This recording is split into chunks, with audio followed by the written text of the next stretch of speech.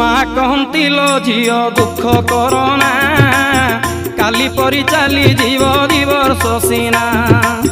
ଶହ ଶହ ହାଣ୍ଡି ଭାରତ ପାଇଁ ଦେବି, ପଟୁଆର କରି ତୋତେ ଛାଡ଼ି ଆସିବି।